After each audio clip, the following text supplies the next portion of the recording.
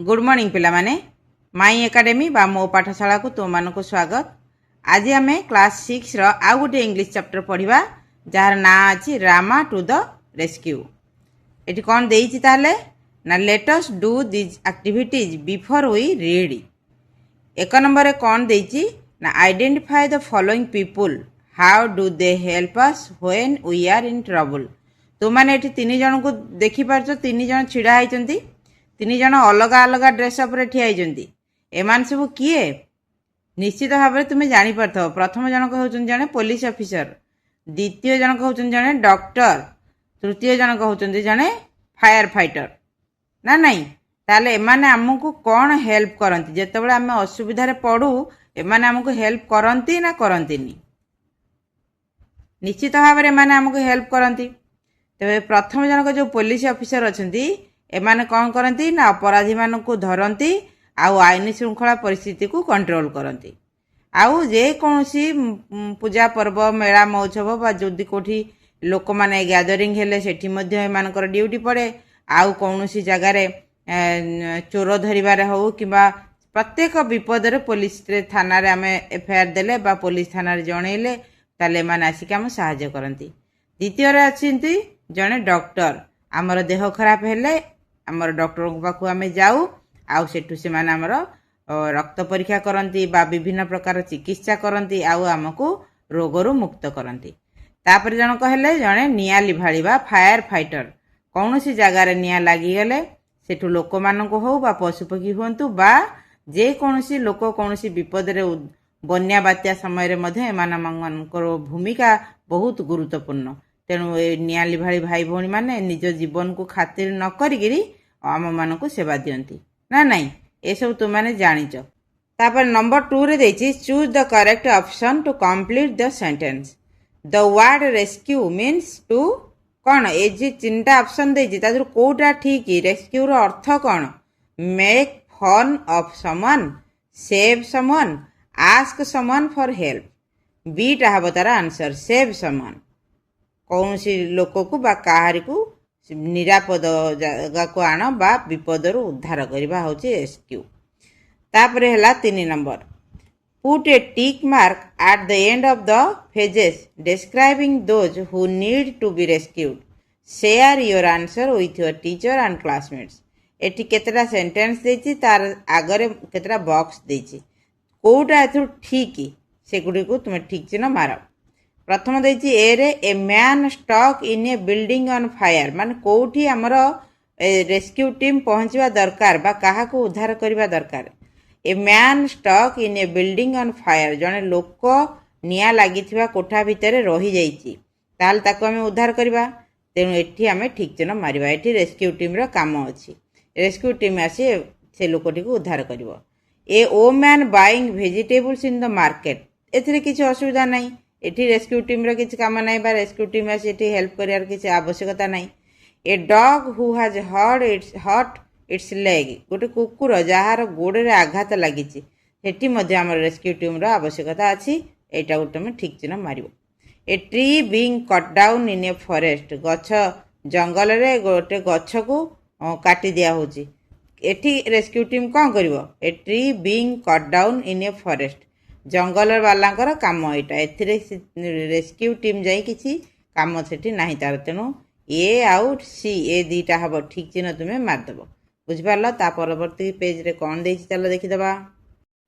कोन देला नंबर 4 रे the policeman in the story you are about to read is called the Katwal.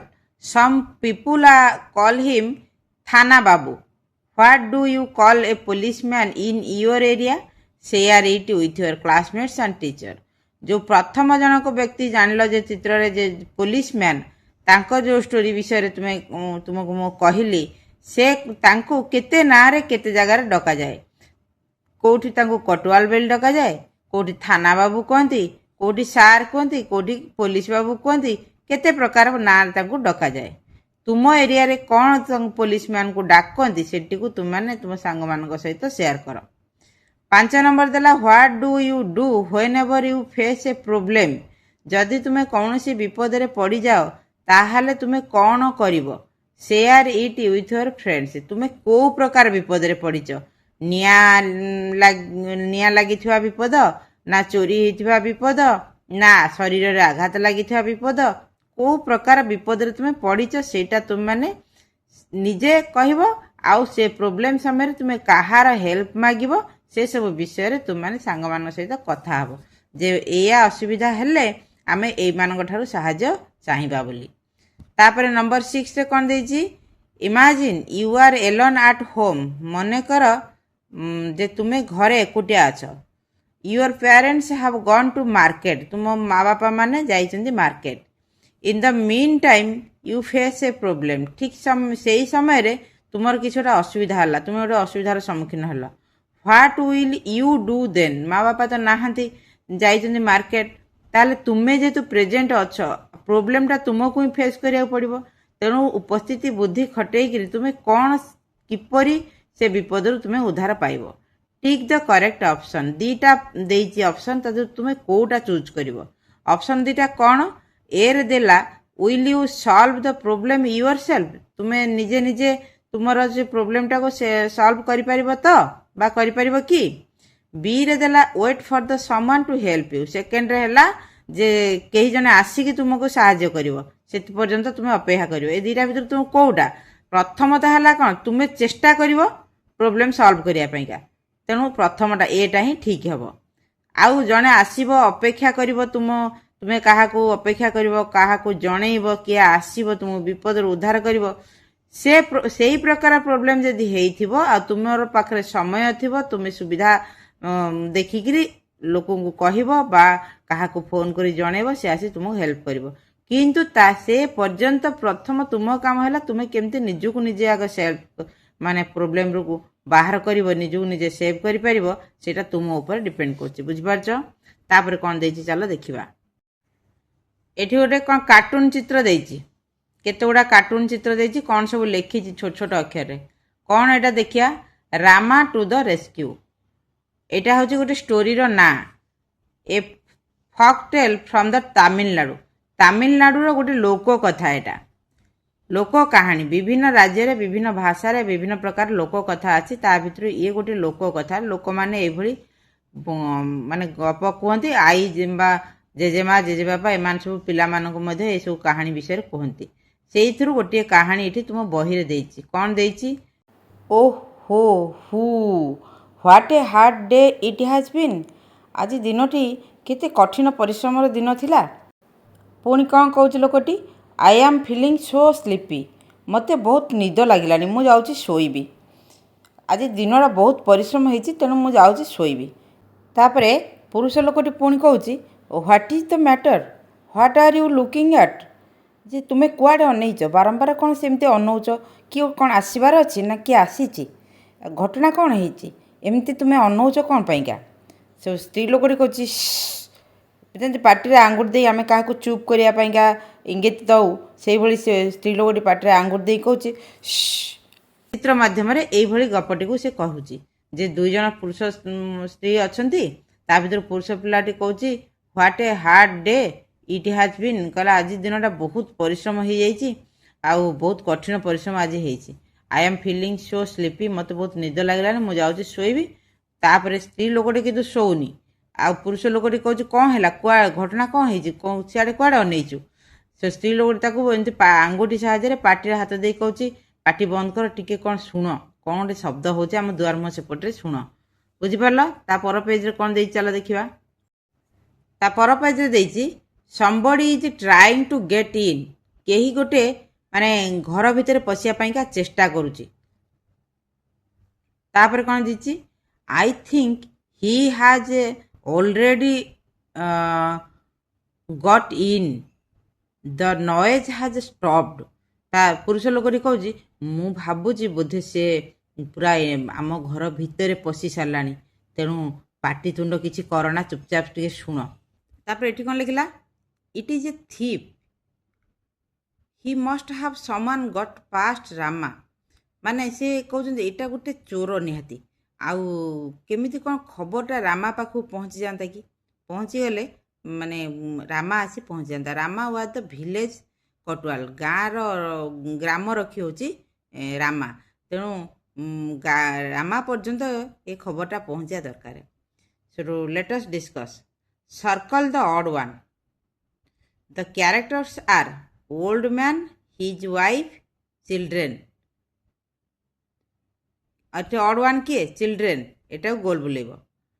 Number 2, who ଏଣ୍ଟର୍ଡ the house. ଘର ଭିତରୁ କିଏ ପଶିଲା? Guest, robber, kotwal. ଘର ଭିତରେ କିଏ ପଶିଥିଲା? ଅତିଥି ନା କୋଟୱାଲ ନା ରବର? ରବର ବା ଚୋର, ଥିପ୍। ଏଟାକୁ ତୁମେ ଗୋଲ ବୁଲେଇବ। ତାପରେ ଚିତ୍ର କ'ଣ ଦେଇଛି? ହ୍ୱାଟ୍ ସୁଡ୍ ୱି ଡୁ। ସ୍ତ୍ରୀ ଲୋକଟା କହୁଛି କ'ଣ କରିବା ତାହେଲେ ଆମେ? ସେଠୁ ପୁରୁଷ ଲୋକଟା କହୁଛି I will tell you listen. ମୁଁ ତୁମକୁ ଯାହା କହୁଛି ଟିକେ ଶୁଣ। ତାପରେ ଏଇଟା ହେଉଛି ଗୋଟେ ଚୋର। ସିଏ କ'ଣ କହୁଛି? Voices they are awake, I will have to wait till they fall asleep.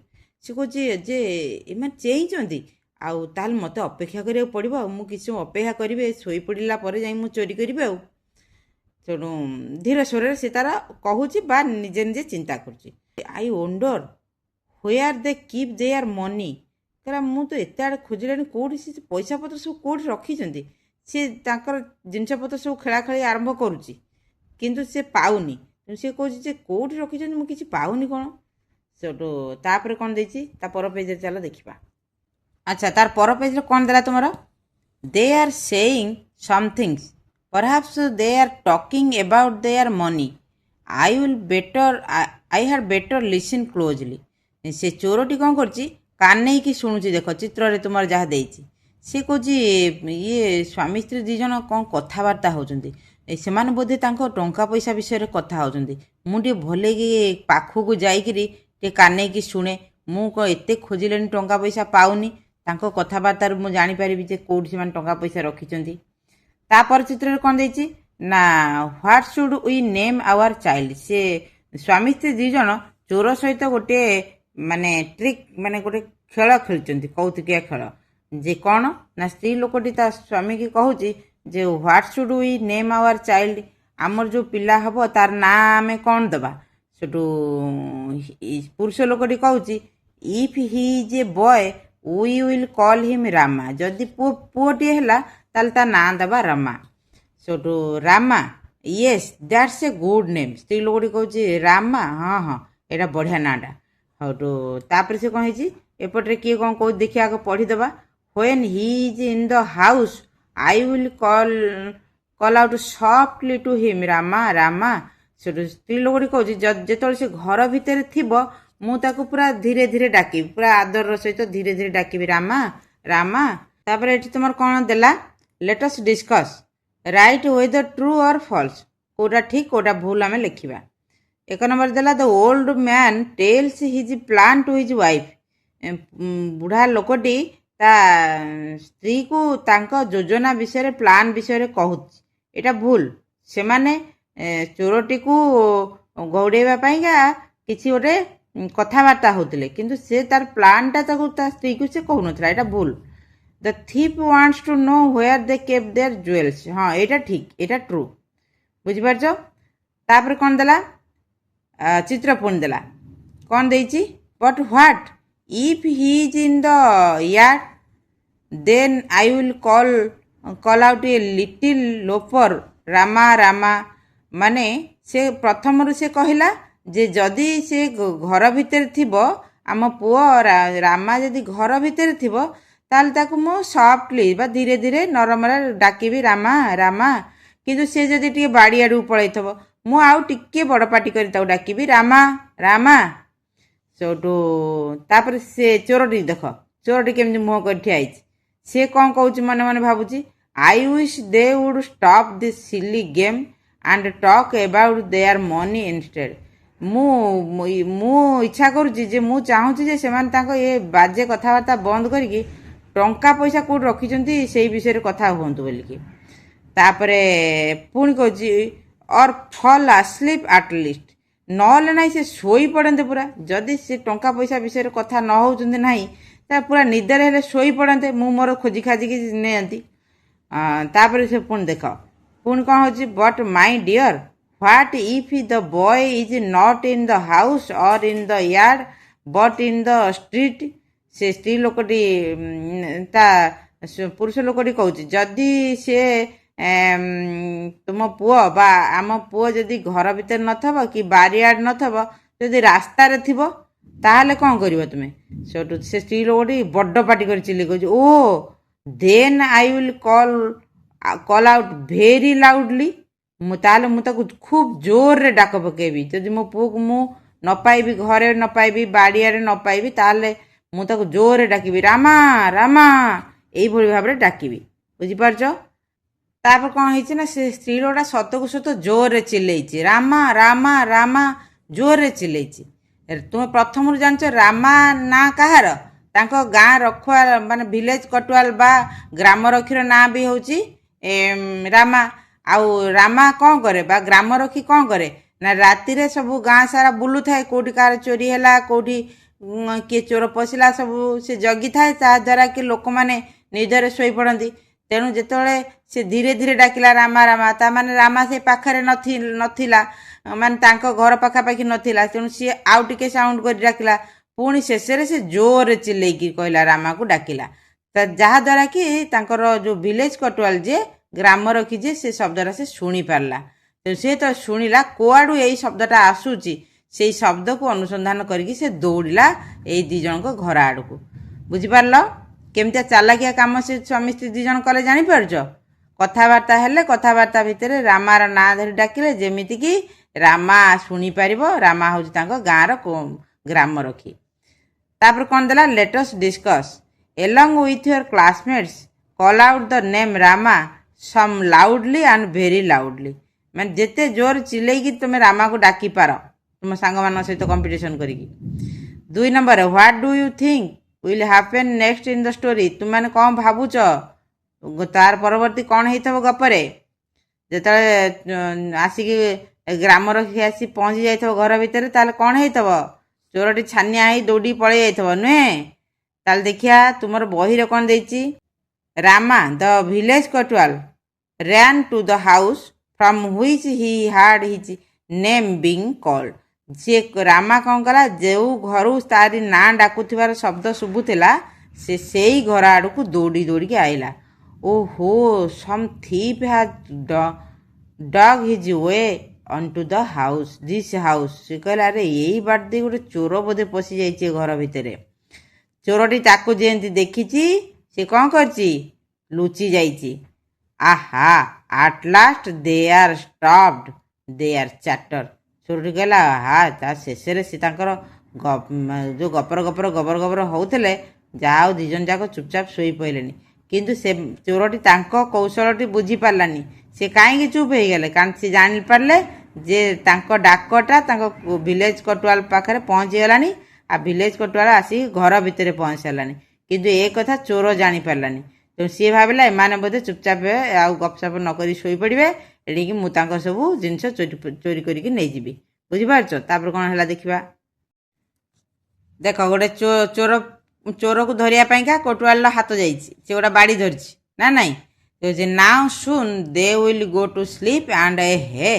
ସେ କହିଲା, ଯାଅ ଏବେ ସେ ତାଙ୍କର ପୁରା ଶୀଘ୍ର ଶୋଇପଡ଼ିବେ ନିଦରେ, ତାପରେ ମୁଁ ମୋର ଘରେ ପୁରା କଳାକନା ବୁଲେଇକି ନେଇଯିବି ସବୁ। ଆଉ ଏଇ ସମୟରେ ଚୋରଟି ତାକୁ ଏ ଯେଉଁ କଟୁଆଲ କ'ଣ କରୁଛି, ଚୋରକୁ ଧରିଦେଇଛି। ଗ୍ରାମରକ୍ଷୀ ଜଣକ ଚୋରକୁ ଧରିଦେଇଛି। You are under arrest. ସେ ତାକୁ କହିଛି, ତୁ ଏବେ ମୋ ହାଜତରେ ଅଛୁ। ତାପରେ ଦେଇଛି, ଇଟ୍ସ ରାମା ହି ହାର୍ଡ ଅସ୍। ସେ କହୁଛି, ପୁରୁଷ ଲୋକଟି କହୁଛି, ରାମା ବୋଧେ ଆସିଗଲାଣି, ସେ ବୋଧେ ଆମ କଥା ଶୁଣିକି ଆସିଗଲାଣି। ସେଠୁ ଦ ପ୍ଲାନ୍ ୱର୍କଡ୍ ୱି ଆର୍ ସେଫ୍। ସ୍ତ୍ରୀ ଲୋକଟି କହୁଛି, ତାହେଲେ ଆମ ଯୋଜନାଟା ସଫଳ ହେଲା, ଆଉ କାମ କାର୍ଯ୍ୟକାରୀ ହେଲା। ଏବେ ଆମେ ନିରାପଦ, ଆମେ ଏବେ ବିପଦରୁ ମୁକ୍ତ ହୋଇଯାଇଛେ। The man and his wife by their cleverness had saved themselves from being robbed। ଚୋରିରୁ ନିଜକୁ ରକ୍ଷା କରିବା ସହିତ, ନିଜ ଜୀବନକୁ ରକ୍ଷା କରିବା ସହିତ ତାଙ୍କ ଧନ ସମ୍ପତ୍ତି ମଧ୍ୟ ରକ୍ଷା କରିପାରିଲେ। ନିଜର ବୁଦ୍ଧି ଯୋଗୁଁ, ନିଜର ଚାଲାକିଆ ଗୁଣ ଯୋଗୁଁ ସେମାନେ ଚୋରକୁ ବି ଧରେଇ ଦେଲେ, ଆଉ ତାଙ୍କ ଜିନିଷପତ୍ର ଆଉ ତାଙ୍କ ଜୀବନ ମଧ୍ୟ ବିପଦମୁକ୍ତ ହେଲା। ବୁଝିପାରୁଛ? ଏଇଟା ହେଉଛି ତାମିଲନାଡୁର ଗୋଟିଏ ଲୋକ କଥା। अच्छा तापर कौन देछि let us discuss work in pairs to match the words in column A with the meaning in column B. Check your answers by sharing them with your teacher and classmates. One is done for you.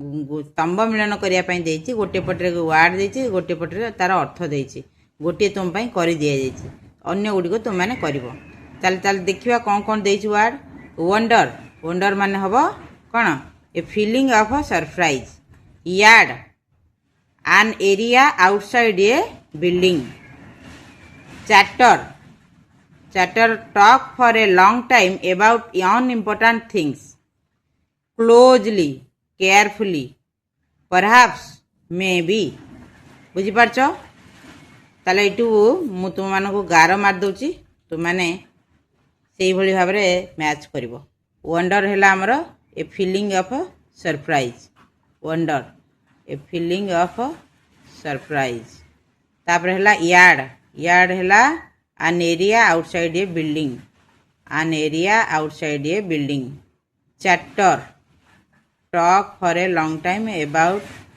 unimportant things instead टा दे देछि closely हैला carefully perhaps हैला maybe बुझी पारलो एई भली भारे तुम माने बहिरे करि पारो किबा तुम खाता रे सीधा सीधा लिखि पारो बुझी पारलो तापर कोन दे चलो देखिबा तो पर पेज कोन देला तुमरो ना fill in the boxes with suitable words as you read in the story discuss your answer with your teacher and classmates एटी गोटे बॉक्स देछि रामा टू द रेस्क्यू लिखाई तापर मेन कैरेक्टर किए अदर कैरेक्टर्स किए प्रॉब्लम कौन तार सॉल्यूशन कौन हैला एगुड़िक तुम टीचर मान को पचारिक क्लासमेट मान को पचारिक तुम मैंने एटी मेन कैरेक्टर किए सब लिख आउ अदर कैरेक्टर किए तांका ना लिख तो प्रोब्लेमटा कौन थिला सेटा लिख आ सॉल्यूशन टा मध्य तुम मैंने स्टोरी रे जहाँ देछि से हिसाब रे तुम एटा करिवो ताले तापर कोन देछि read the following lines and answer the questions that follow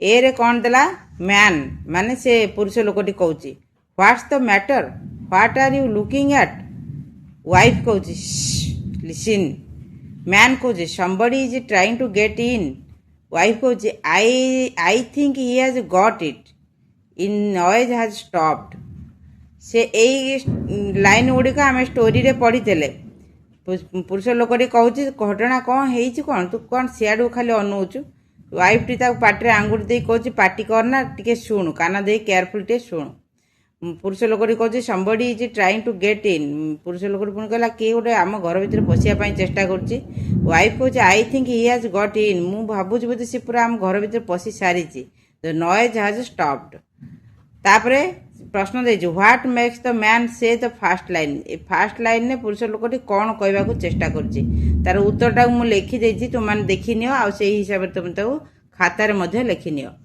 अच्छा से एक नंबर रा प्रश्नटा जो देला तो व्हाट मेक्स द मैन से द फास्ट लाइन तार उत्तरटा मु लिखि दे देखो the man says the fast line because he noticed his wife looking intently at something or acting worried prompting him to ask what is wrong and what she is observing से ताकू जानिया को चाहूँ कौन तू कौन देखुचु आ कौन ऑब्जर्व करुचु से फास्ट लाइन ने पुरुष लोकटी यही कथा ही कही बुझिपारा तापर तुम बहिरे कौन देछि आग देखिबा तापर देला choose the correct option the old man's wife says listen what does the word mean here पुरुष स्त्री लोकटी जो साउंड करुची तार अर्थटा कौन ना sleep help rest be silent कोटा हम बी साइलेंट टिके नीरव रुह तापर तृतीयटा कौन देला how can you tell that the old man's wife is listening carefully तुमने केमती कहि परिबो जे स्त्री लोकटा केयरफुली सावधानतार सहित शुणुला बोली कहीं शुण केमती जानल जे सी जो पुरुष लोकटी को कहूला ता स्वामी की कहूला जे पार्टी बंद कर टिके चुप रुह शुण गोटे कौन साउंड आसूची बोलिकी तार अर्थ स्त्री लोकटी सावधानतार सहित शुणुला तेणु से प्रश्न उत्तर टी चल मुझे लिखिदे देखीदबा देख you can tell she was listening carefully because she alerts her husband to be quiet to hear better detects the faint sound of someone trying to break in and immediately noticed the exact moment the noise stops. ସେ ନିଜେ ସାବଧାନତା ସହିତ ଶୁଣୁଥିବା ସହିତ ସେ ତା ସ୍ୱାମୀକି ମଧ୍ୟ କହୁଥିଲା ଟିକେ ପାଟି ବନ୍ଦ କରିକି ଚୁପଚାପ ଟିକେ ଶୁଣ, ଗୋଟେ କ'ଣ ସାଉଣ୍ଡ ହେଉଛି, ଆମ ଘର ଭିତରେ କିଏ ଗୋଟେ ପଶିଛି କି ବାହାରେ କ'ଣ ହେଉଛି, ତୁମେ ସାଉଣ୍ଡଟାକୁ ଟିକେ ଶୁଣ। ଏଥିରୁ ଆମେ ଜାଣିଛୁ ଯେ ସ୍ତ୍ରୀ ଲୋକଟା ବେଶୀ ସାବଧାନତା ଅବଲମ୍ବନ କରିଥିଲା। ବୁଝିପାରୁଛ? ତାପରେ କ'ଣ ଦେଇ ଚାଲ ଦେଖିବା। ଆଚ୍ଛା, ତାପରେ କ'ଣ ଦେଲା? ରାମା ଦ village କଟୱାଲ ran to the house from which he had his name being called. ଯେଉଁ ଘର ଭିତରୁ ତାର ନାଁ ଡାକ ସେ ଶୁଣିଥିଲା ସେଇ ଘର ପାଖକୁ ସେଇ ଘର ଭିତରକୁ ସେ ଦୌଡ଼ିକି ଆସିଲା। Rama, oho, a thief has dug his way into this house. ଚୋରଟି ଏଇ ବାଟ ଦେଇକି ଗାତ ଖୋଳିକିରି ଘର ଭିତରକୁ ବୋଧେ ପଶିଛି।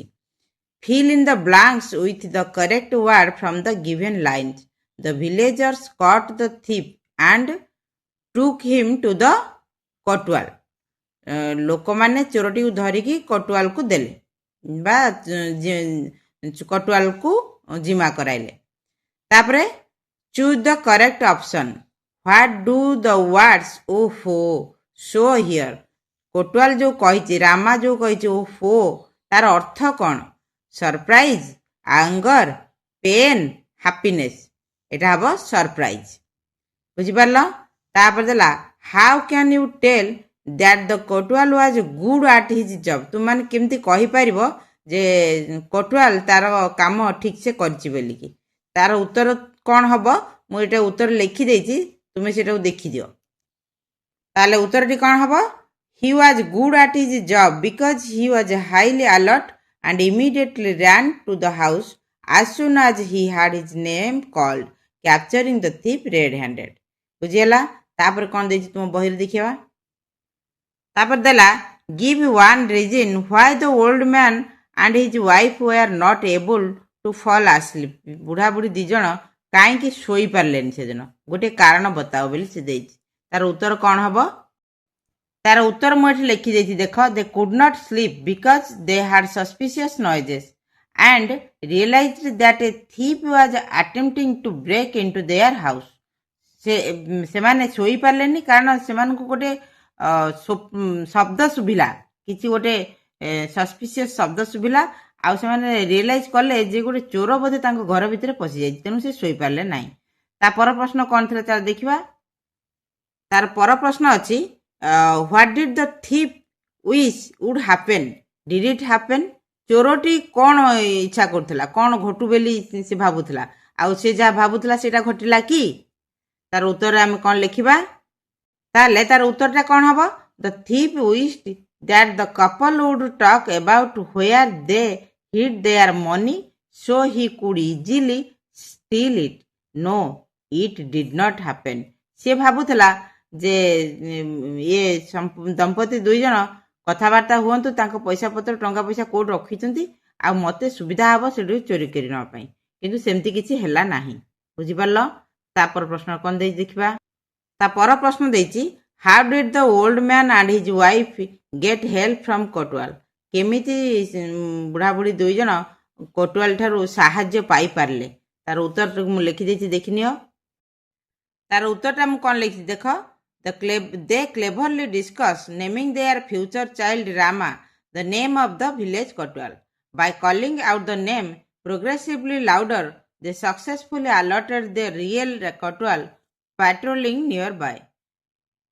ସେଇଠି ରାତିରେ ଯେ ପାଟ୍ରୋଲିଂ କରୁଥିଲା ତାଙ୍କର ଗ୍ରାମ ରଖି, ସିଏ ତା ନାଁ ବି ରାମା ଥିଲା, ତେଣୁ ଏମାନେ ଯେତେବେଳେ ଜୋରରେ ଡାକିଛନ୍ତି ରାମା ରାମା ବୋଲି, ସେ କ'ଣ କରିଛି ଦୌଡ଼ିକି ଆସିଛି ଆଉ ଚୋରକୁ ଧରିଛି। ବୁଝିପାରୁଛ? ତାପରେ କ'ଣ ଦେଇଛି ତୁମ ବହିରେ, ଚାଲ ଦେଖିବା। ସେ କ'ଣ ଦେଲା 5 ନମ୍ବରରେ? Do you think cleverness can help us solve our problems?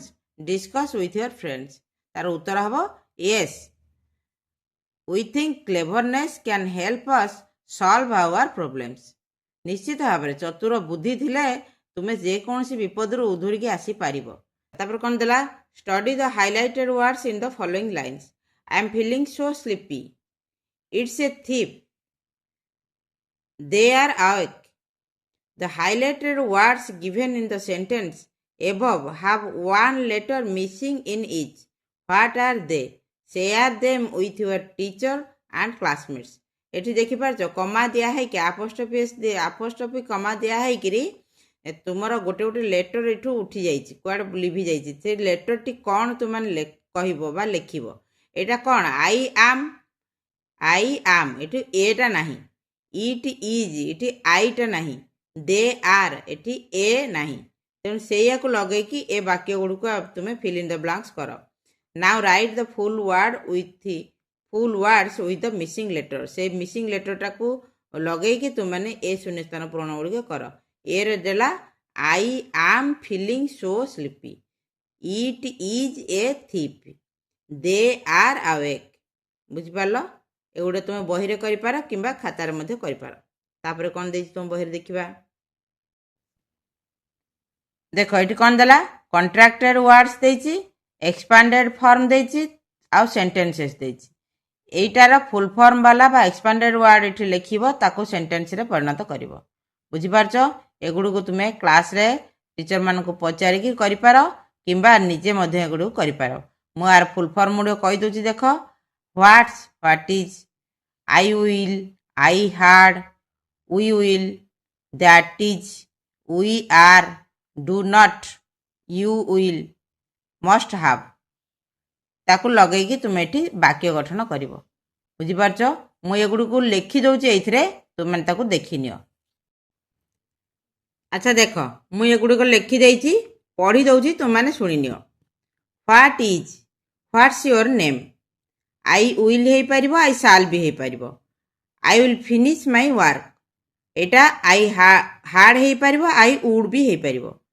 I had love to visit the zoo, we will ହେଇପାରିବ, ୱି ସାଲ୍ ହେଇପାରିବ। We will go to the market, that is a pain.